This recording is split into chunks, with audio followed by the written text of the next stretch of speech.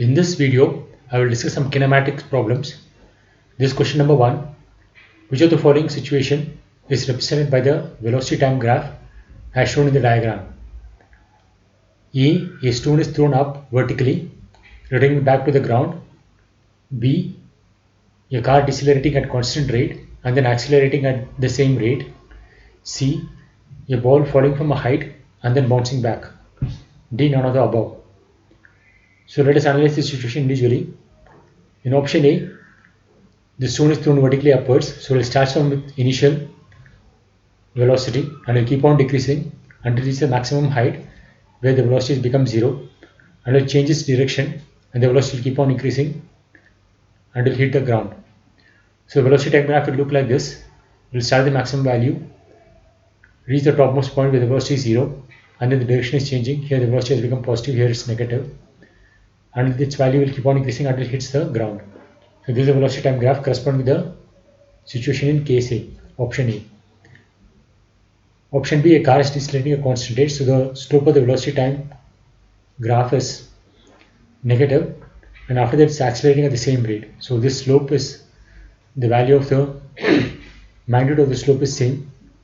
So this is a plot for option B. Option C, a ball is falling from a height, so the initial velocity will be 0. It will keep on increasing until it hits the ground, and after it hits the ground, the magnitude of the velocity will be same, and then the direction will be opposite, and then the velocity will keep on decreasing until it reaches the maximum height. So this is a plot for option C. So the given diagram matches with that of option A. So the correct option is A.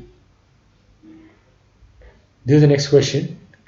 A man starts running along a straight road with uniform velocity ui, feels that the rain is falling vertically down along j cap. If he doubles his speed, he finds rain is coming at an angle theta to the vertical. The velocity of the rain with respect to the ground is. So what is given is velocity of the man with respect to ground is ui in the first case, and the velocity of the rain with respect to the man is along j cap. C is magnitude of the velocity of rain with respect to man. In the second case, the velocity of the man with respect to ground is being doubled, so it is 2u I cap. In that case, the velocity of the rain with respect to man is coming at an angle theta with the vertical. So it is some k cos theta j cap and k sin theta I cap, where k is the magnitude of this velocity of rain with respect to man in the second case. So using this one, we get velocity of rain minus the velocity of man in the first case, which is u I cap, equal to c j cap. And in the second case, the velocity of the rain with respect to man is velocity of rain minus the velocity of the man in the second case, is 2 times u into I cap, which is equal to this one. So from this we get, this has got x component along I cap and y component along j cap. So equating the I component on both the sides, we get velocity of the rain in the x direction is u I cap, and velocity of rain in the y direction is c j cap. And similarly, equating components in this equation, the I component will be the I component of this one, that is u I cap minus 2 u I cap. So the left hand side will be minus u I cap, and the right hand side is k sin theta I cap. And we have, by equating the y component, vry, that is c j cap, equal to k cos theta j cap. So from this we get k as minus u by sin theta, and then c is k into cos theta, so minus u by sin theta to cos theta, so which is minus u by tan theta. So the velocity of the rain is the x component u I cap, and the y component is c times j cap, and c is minus u by tan theta, so u by tan theta j cap. So the correct option is option B. This is the next question. Raindrops are falling vertically with a velocity 10 meters per second. To a cyclist moving on a straight road, raindrops appear to be coming with a velocity 20 meters per second. So the velocity of the cyclist is, so it's being given the velocity of rain is, which is vertically downward, is 10 meters per second, and the velocity of the rain with respect to the cyclist, since the cyclist is moving in this direction, the velocity of the rain with respect to the cyclist will be in this direction, and the magnitude of the velocity is 20 meters per second. So if you draw the vector diagram, velocity of rain is vertically downward, and this velocity of rain with respect to cyclist is at an angle, and this is the velocity of the cyclist. So we have to find the value of Vc. So from Pythagoras theorem we get Vc as 20 square minus 10 square. So from that we get the velocity of cyclist as 10 times root 3 meter per second. Correct option is option B. This is the next question. Two particles P and Q are moving with velocities I cap plus j cap and minus 2 I cap plus 2 j cap respectively.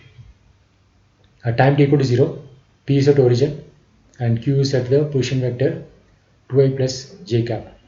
The shortest distance between P and Q is. So P and Q are moving with different velocities, and initially there is a separation. So we can expect that the separation between them will change with time. So we have to find the shortest separation between them. So velocity of Q with respect to P is Vp minus Vq. The individual velocities are given. So from that we get minus 2 I cap plus j cap, and this is d by dt of x of Q with respect to P I cap, and d by dt of y of Q with respect to P j cap, and it's being given to the position of Q with respect to P at time t equal to 0 as 2 I cap plus j cap. So equating the I component here, we get x of between P and Q is minus 2t plus x naught, where x naught is the initial separation that we can get from here. So at time t equal to the initial separation is 2. So from that we get x naught as 2. Similarly, the separation between P and Q, the y component will be t plus y naught, and y naught is 1.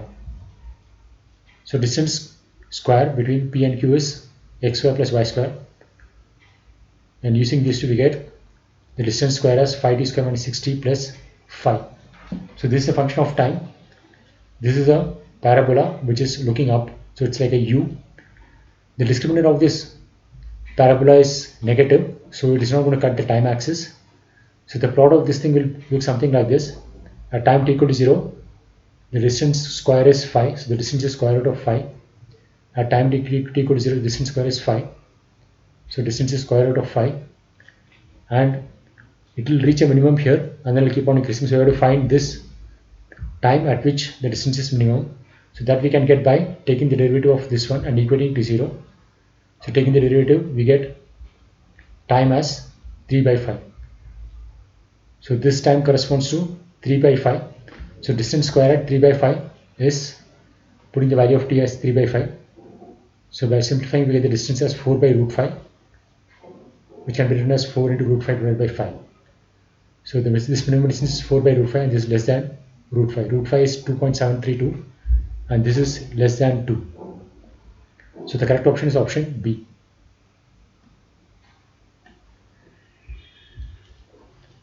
This is the next question.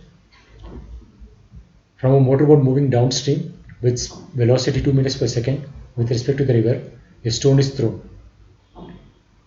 The stone falls on an ordinary boat at an instant when the motorboat collides with the ordinary boat. The velocity of the ordinary boat with respect to the river is 0. The river flow velocity is given as 1 meter per second. The initial velocity vector of the stone with respect to earth is. So this is a motorboat, this is an ordinary boat. A stone is thrown from here. So when the stone goes and hits this ordinary boat, this motorboat collides with this ordinary boat. So this means that the x component of this motorboat and the x component of this stone are same. Only that at any instant, the horizontal distance traveled by the motorboat and the horizontal distance traveled by the stone will be same. And when at the instant when the motorboat collides with the ordinary boat, this stone will hit this ordinary boat. So this is the situation: the motorboat is traveling with a velocity of 2 meters per second with respect to the river, and the stone is thrown with a velocity, let's say u, at an angle theta, and the ordinary boat velocity with respect to the river is 0, and the velocity of the river is 1 meter per second. All these are given. This is velocity of motorboat minus velocity of river, and velocity of river is 1, so from that we get the velocity of the motorboat as 3.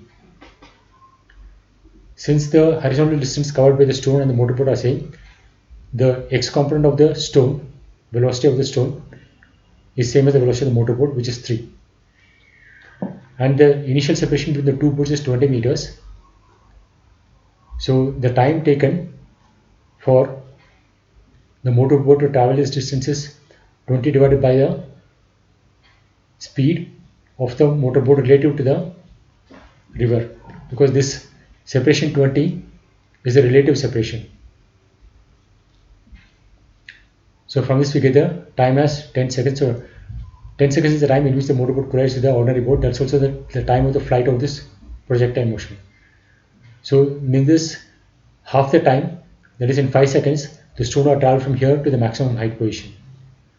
So using the equation v equal to u minus gt, where time is the half the time of the flight, total flight, and the velocity vertical component is 0 at this maximum point. So and the initial velocity is u sine theta. So from that we get u sine theta is 50. So u is x component, which is u cos theta, which is 3 I cap, and the vertical component is 50 j cap.